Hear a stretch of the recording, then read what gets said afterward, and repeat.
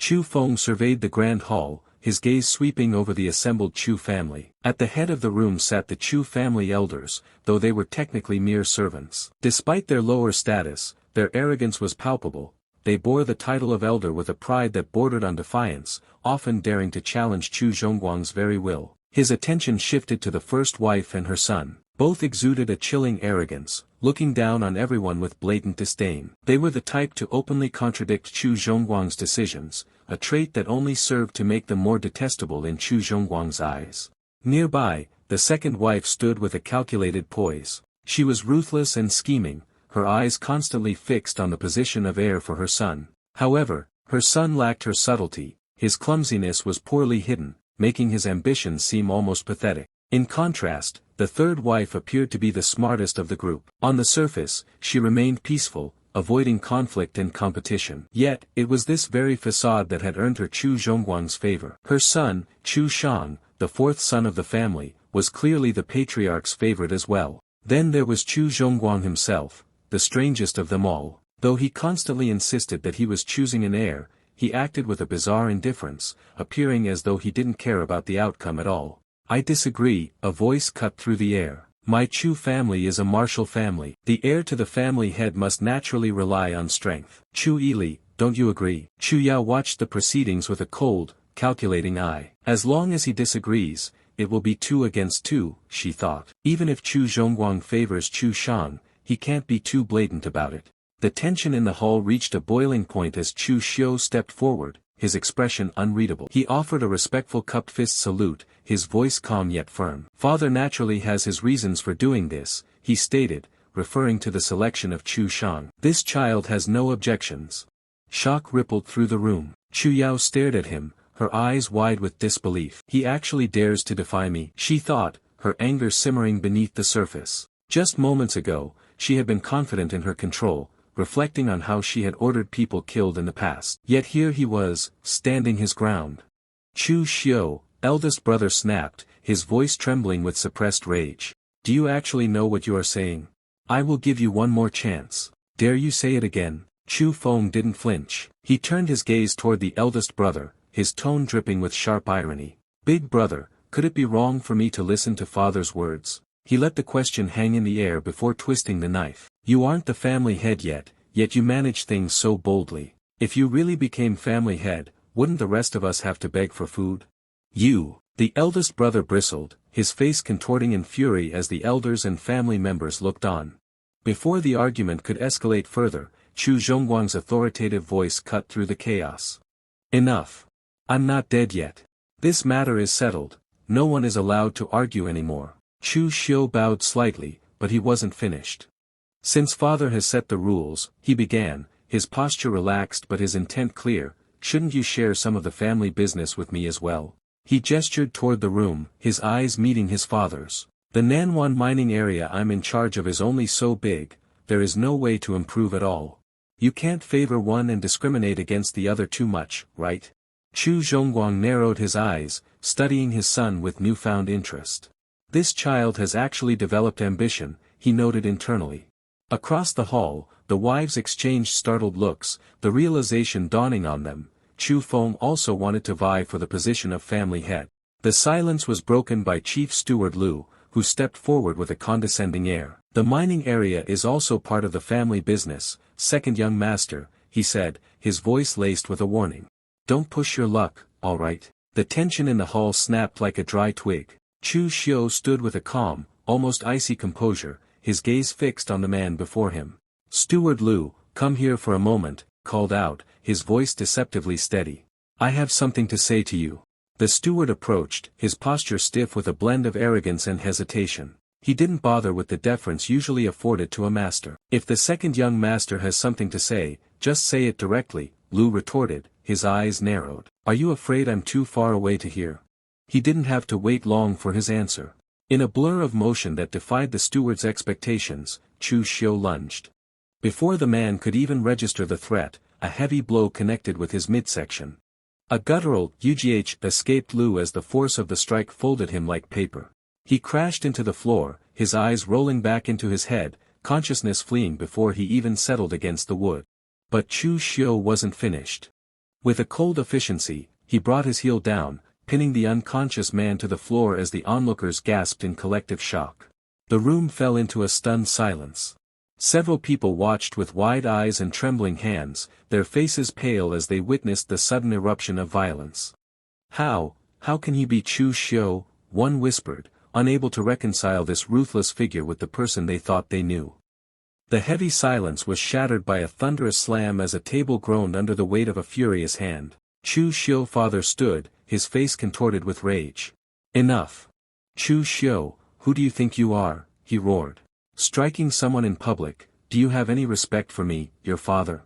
Chu Xiu didn't flinch. He remained standing over the fallen steward, his expression neutral. Father, please quell your anger, Chu Xiu said, though his tone lacked any real contrition. This child just couldn't control himself for a moment. A servant interrupted when the master was speaking. It's only been a year or so, has the Chu family become so unruly? Father, you are simply too kind.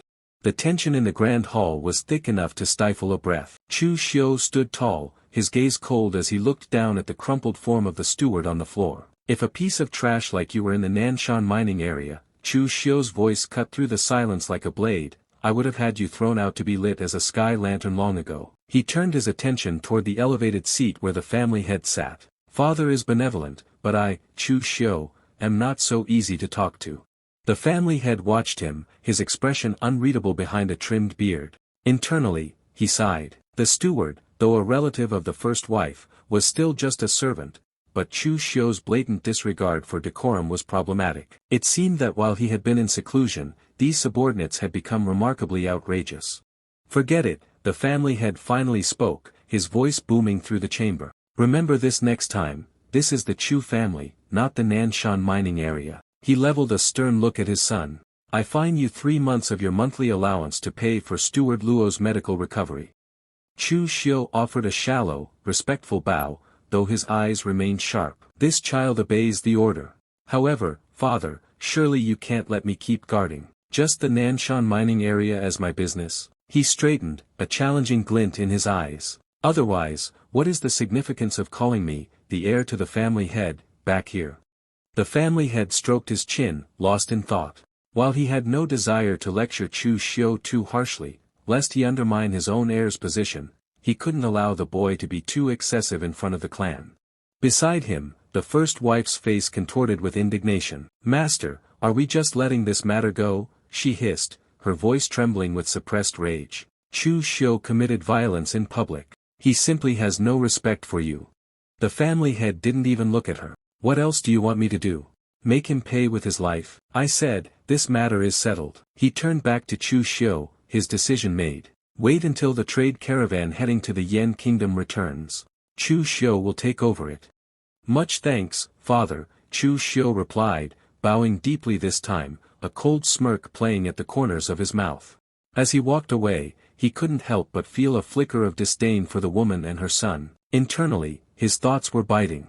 He viewed the first wife and her son, Chu Yun, as nothing more than a pair of fools. Despite being born into a prestigious clan, they lacked the foresight to understand their own standing. To him, Chu Yun was particularly pathetic. Though 7 or 8 years older than Chu Xiu, the man was still desperately scrambling to fight his younger brothers for the position of heir. All right, the matter is settled, the family head's voice echoed, signaling the end of the audience. Everyone disperse. As the crowd filtered out, Chu Xiu caught sight of a woman in vibrant red robes, the second wife. She hadn't expected Chu Xiu to develop such wild ambition within just a single year. She had originally believed his primary adversaries were the first wife and Chu Yun, but the political landscape of the family was clearly shifting. The second wife's residence. Away from the prying eyes of the main hall, a heated conversation took place within the second wife's quarters. Her son stood before her, his voice tight with frustration and disbelief. Mother, didn't you arrange for people to finish off that Chu Xiu? He demanded, gesturing emphatically. How is he able to come back alive now? The second wife sat composed, though a flicker of annoyance crossed her features. I miscalculated, she admitted. Who would have thought that after 1 year in the Nanshan mining area, Chu Xiu would change so much? Her son paced the room, his anxiety mounting. But his mother remained confident. She reminded him that Chu Xiu's reckless behavior, striking someone directly in front of the master, was a sign of madness. The Chu family will not let a madman be the heir, she assured him. In her eyes, Chu Xiu possessed great ambition but little talent, while their other rival, Chu Shang, was still a mere teenager. Only you are the best candidate, she told her son firmly. However, the son was still wary. By the way, mother, the steward's father assigned to Chu Xiu's trade caravan are all your people. Why not throw a wrench in his works? A sharp, cunning smile spread across the second wife's face as she leaned forward, her eyes narrowing. Don't worry, she purred. Those people cost me a lot of money. I guarantee that even if Chu Xiu gets the trade caravan, he won't be able to command a single person. The pharmacy courtyard was bustling with the mundane tasks of disciples until the second young master arrived, trailing an air of quiet defiance. Behind him, a loyal attendant voiced the concern weighing on both their minds. According to the old rules, the second young master's cultivation resources were always diverted to his elder brother. Remember, the young master replied, his voice cold and steady, those are the old rules. Now, some rules need to change. They were met at the entrance by Steward Zhou, a man whose rounded features were twisted into a mask of smug condescension. He didn't hide his amusement at their arrival.